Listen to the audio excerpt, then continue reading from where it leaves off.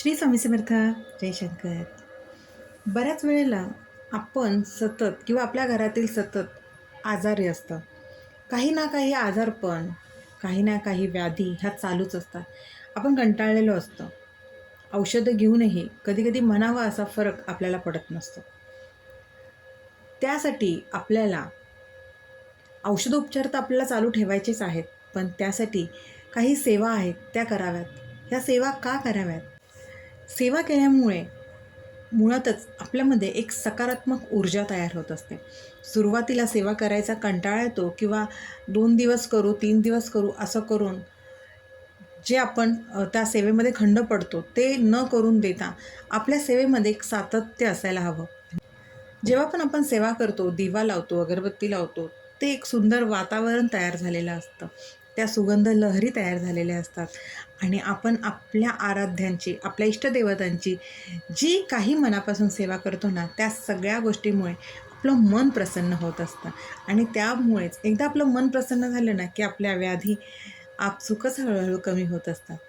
त्यामुळेच औषधोपचारांबरोबर आपल्याला सेवा करायच्या असतात आणि आपली श्रद्धा, विश्वास जर भक्कम असेल, तर आपल्याला प्रत्येक सेवेचं, प्रत्येक उपायाचं फळ हे नक्कीच मिळत असतं. जर आपण सतत काही आजारांनी, कुठल्या रोगांनी आपण स्वतः किंवा घरातले इतर कोणी त्रस्त असतील, तर त्यासाठी गुरुचरित्राचे असे काही 2 अध्याय आहेत, ज्याच्या पठणाने आपल्याला ह्या सगळ्या गोष्टींमध्ये नक्कीच फायदा होतो.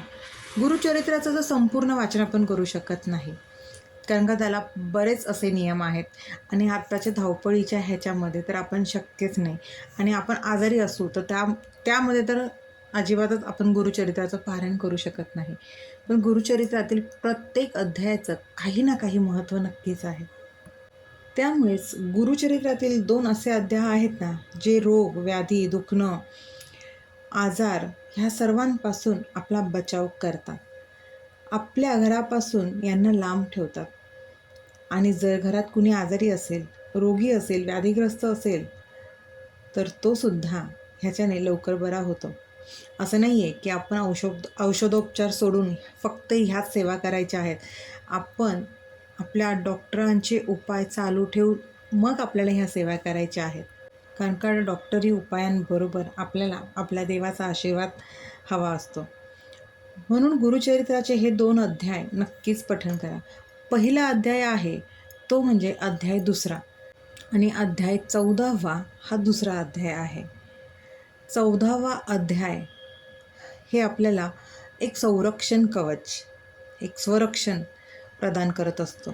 सर्व रोग, व्याधी, आजार घरापासून मुक्तता करण्यास नक्कीच मदत करत असतो.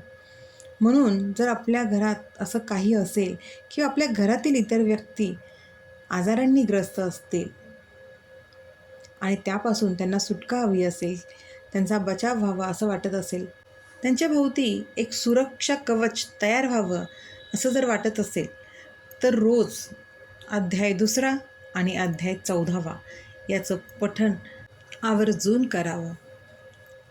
हे दोन्ही अध्याय तुम्ही सकाळी अंघोळ करून वाचायचे आहेत.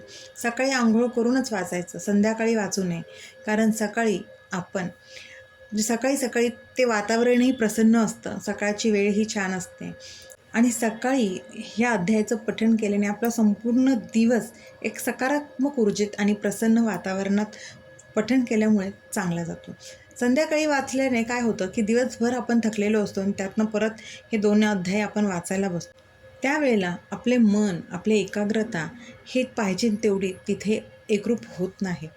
त्यामुळे जमेल तसे आणि हे दोन्ही अध्याय लहानच आहे, आपल्याला खूप वेळ लागणार नाही. त्यामुळे ज्यांना कोणाला आपल्या ह्या सगळ्या आजारपणापासून संरक्षण व्हावे वाटत असेल, आपल्याभोवती दत्त महाराजांचं सुरक्षा कवच तयार व्हावं असं जर वाटत असेल, तर आपल्या डॉक्टरांची ट्रीटमेंट असून आपल्याला ही सेवा करायची आहे. आपले औषध, पथ्य जे काही असतील ते सर्व सांभाळून ह्या सेवा करायच्या आहेत, हे उपाय करायचे आहेत आणि नक्कीच दत्त महाराज स्वामी आपल्याला त्यांच्या आशीर्वादाचं सुरक्षा कवच नक्कीच देत असतात. गरज आहे की प्रत्येक सेवा ही मनापासून आणि श्रद्धेने आणि विश्वासाने करायची.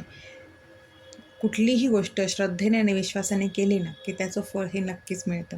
कारण स्वामी म्हणजे श्रद्धा, विश्वास आणि समाधान. त्यामुळे मनापासून सेवा करा आणि सेवेचा अनुभव घ्या. कितीही त्रास झाला, कितीही संकट आली तरी आपला विश्वास डगमगून देऊ नका. कारण का आपल्या विश्वासाचीच परीक्षा होत असते. आणि स्वामी आपल्याला ह्या परीक्षेमध्ये आपण जर कसोटीने राहिलो ना तर नक्कीच स्वामी आपल्याला ह्या परीक्षेमध्ये उत्तीर्ण करत असतात. श्री स्वामी समर्थ.